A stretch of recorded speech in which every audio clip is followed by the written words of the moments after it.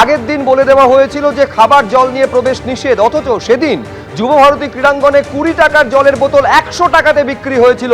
আপনারা জানেন যে বিশাল বড় আর্থিক দুর্নীতির অভিযোগ যেমন সামনে এসেছিল, অরূপ বিশ্বাস যেভাবে কার্যত মেসির সঙ্গে লেপ্টে ছিলেন, যার জন্য যারা প্রচুর দর্শক সেদিন যুবভারতী ক্রীড়াঙ্গনে এসেছিলেন তারা মেসিকে দেখতে পর্যন্ত পাননি। হাজার হাজার টাকার টিকিট খরচ করে তারা বিফল মনোরথে ফিরে গিয়েছিলেন। একটা সময় যুবভারতী ক্রীড়াঙ্গন কার্যত রণক্ষেত্রের চেহারা নিয়েছিল সেদিন। একেবারে জলের বোতল ছোড়া থেকে শুরু করে চেয়ারে ভাঙচুর পর্যন্ত হয়েছিল। সাধারণ মানুষের ক্ষোভ, দর্শকদের ক্ষোভ সেদিন আছড়ে পড়েছিল যুবভারতী ক্রীড়াঙ্গনে এই চূড়ান্ত অব্যবস্থার জন্য। যে মেসিকে দেখার জন্য একেবারে দামি টিকিট পর্যন্ত তারা কিনেছিলেন, হাজার হাজার টাকা দিয়ে টিকিট কিনেছিলেন, তারা অরূপ বিশ্বাসের কারণে তারা দেখতে পাননি।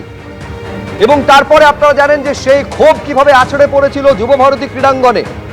এই গোটা ঘটনার তদন্ত ফের নতুন করে শুরু হবে, ফাইল খোলা হবে, এই ইঙ্গিত দিয়েছেন রাজ্যের নতুন দায়িত্বপ্রাপ্ত ক্রীড়ামন্ত্রী নিশীথ প্রামাণিক।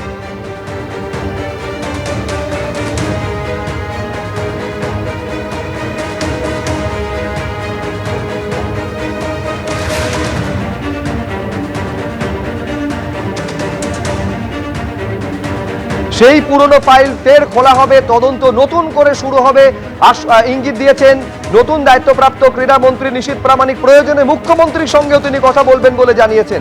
আরেকবার শুনুন কি বলেছেন রাজ্যের ক্রীড়ামন্ত্রী। মেসি কাণ্ডের এটা আমাদের প্রত্যেকের জন্য দুঃখজনক। আমি ফাইল চেয়েছি, ফাইল দেখব এবং পরবর্তী সময় বোর্ড মিটিং হবে এবং প্রয়োজন হলে মাননীয় মুখ্যমন্ত্রীর সঙ্গে কথা বলে এর পরবর্তী সিদ্ধান্ত কি হবে আমরা নিশ্চিতভাবে আপনাদেরকে জানাব। এর আগের সরকার প্রত্যেকটা ক্ষেত্রে সাবোটেজ করে গেছে, ক্রীড়া ক্ষেত্রে সাবোটেজ করেছে। ল অ্যান্ড অর্ডার গত 15 বছর ধরে কিছুই বাংলায় ছিল না। আমরা দেখেছি চিট ফান্ডের ক্ষেত্রে বাঙালিদের কিভাবে লুটে নেওয়া হয়েছে।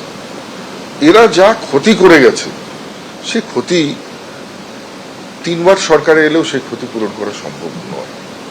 কিন্তু আমরা চাই ডেভেলপমেন্ট, আমরা চাই প্রগতি, প্রত্যেকটা সেক্টরের যাতে উন্নয়ন হয়।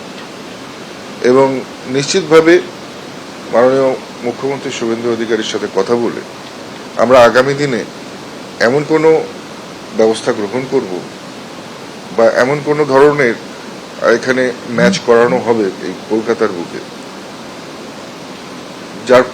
যেটার ফলে হয়তো মেসি কাণ্ডের দুঃখ অনেকটাই মানুষের মন থেকে মুছে যাবে। যে সংস্থার যারা টিকিট বিক্রি করেছিল বা যে সংস্থার মাধ্যমে করা হয়েছিল, আমরা বিষয়টিকে একদম তদন্ত আমাদের নিশ্চিতভাবে হবে এবং তার পরবর্তীতেই এই সিদ্ধান্তগুলো জানানো। এবিপি আনন্দ, এগিয়ে থাকে, এগিয়ে রাখে।